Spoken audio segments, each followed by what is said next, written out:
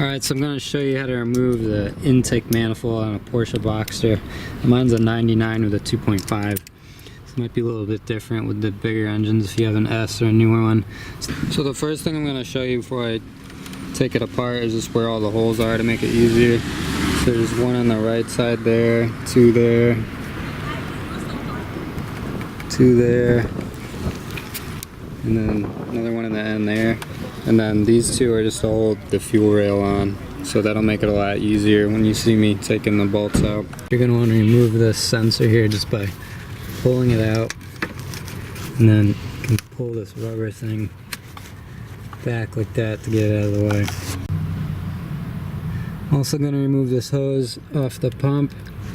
Just squeeze that with a pair of pliers, move it back, and then just pop the hose off. I'm also going to remove this bolt here to get this wire out of the way. It's a 13mm. Okay, so I ended up removing the air pump, and would have been a better idea just to do that first, I guess, to make more room down there, but probably going to have to end up doing it to get the fuel rail off. So there's just 3 10mm bolts here, here, and then one on the bottom there. And the one on the bottom I reached with the ratchet like this. You can get under it. And then the one back here is the hardest one to get to, but I reached in there with my ratcheting wrench, and then this plastic stuff will move that's against. You can just push up against it, and then that up here is easy to get to. The first thing you're gonna do, just loosen up this screw here that holds this rubber thing onto the intake, and then there's going to be a bunch of screws,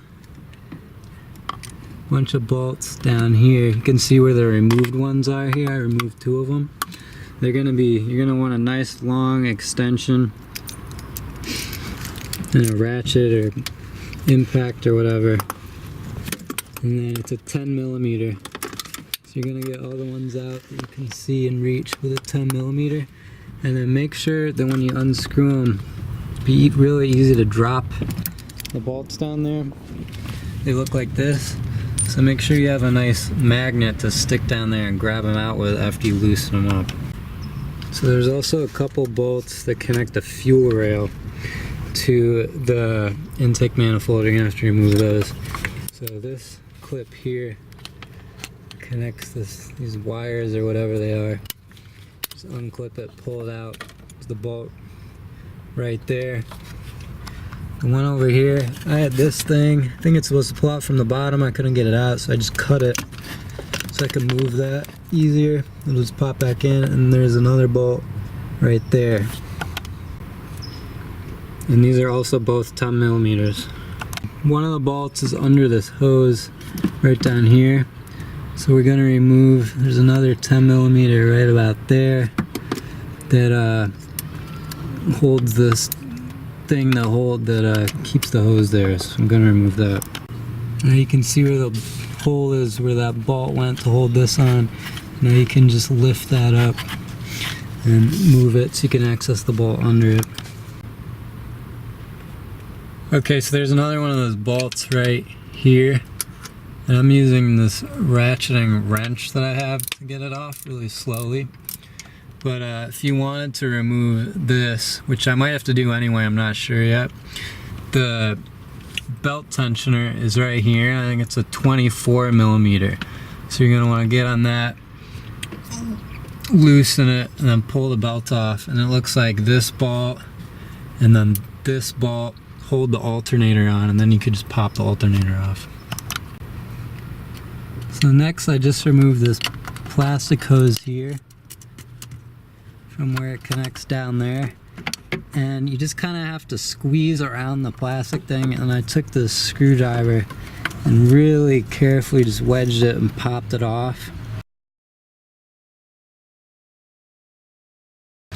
And I want to remove that to get access to that last screw down here. So the one you just saw me do from behind the seat, there's an identical one on the other side, and you just have to move these 2 hoses around to get to it. What I did was stick my right hand down here, grab those two hoses and kind of pull them up, and then you can see right down here until the bolt is clear, and then you just stick your extender down there and get the socket on.